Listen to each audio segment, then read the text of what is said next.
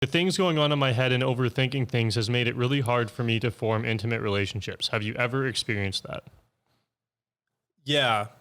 I think the first thing that comes to mind is like how my thought process when I was experiencing that was, I don't know if I touched on this in the last episode about like reading all the Gandhi books when I was younger. I don't think so. And the biggest takeaway out of reading all the Gandhi books was that Gandhi approached everything as a test.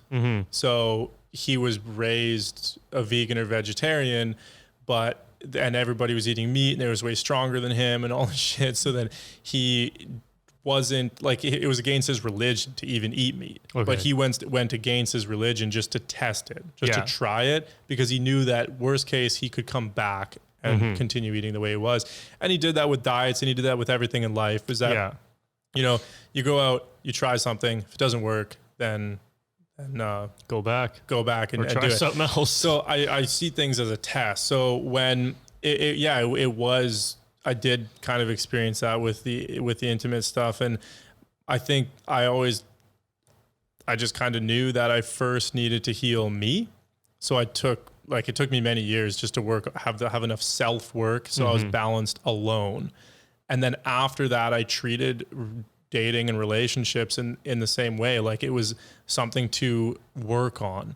So when I would date people, I would kind of see it as like, okay, like, you know, worst case, I come back and I know I can be balanced by myself when I'm alone. Yeah. So, and then I would just go into them knowing that and just actively trying to work on it. And it took, you know, many years of that before I could have a successful relationship. So. Yeah, and I think the overthinking thing, I mean, I don't have a successful relationship right now, so I can't speak much to that, but the overthinking thing in my previous relationship was huge for me. And I wasn't even really aware of it at the time, but that's all I thought of. It's like, you know, your girlfriend would go out and I'd be like, I don't even know. I would just think up the craziest shit in my head. Like, okay, she's cheating on me probably with 3 dudes right now, all this shit. And I'm just like, and then it's funny because once that ended and you think like, I mean, not always the same scenario, but then you go and you're like, oh, there's so many people that are going to meet all these people and all this shit. And like, it just doesn't really happen. And then you might kind of realize like, I don't know, it's just a weird thing to think. And in the times, like, I don't really know why it happens and stuff. But again, it was just a lot of self-work. Like I just wasn't okay on my own and all that kind of stuff. So, that's all I've been doing since that relationship is just self-work really. But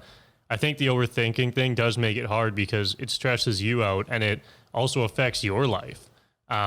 Because you're sitting there thinking all this shit when like you should be enjoying your time alone and not worrying about what your partner's doing and things like that as well. Yeah, and a lot of people don't even recognize they're in that space. No. They're just kind of like in their anxiety and freaking out, but they're not able to step back and see it and be able to be like, you know, that's where the logic versus emotion comes in, where logically you should know that you shouldn't be feeling the anxiety, the relationship anxiety, like, or not shouldn't, but you don't need to. No. Like if you're okay with yourself, you develop a philosophy around it and a logical way of thinking around it so that you can remove yourself from your emotion and not have to suffer. Yeah.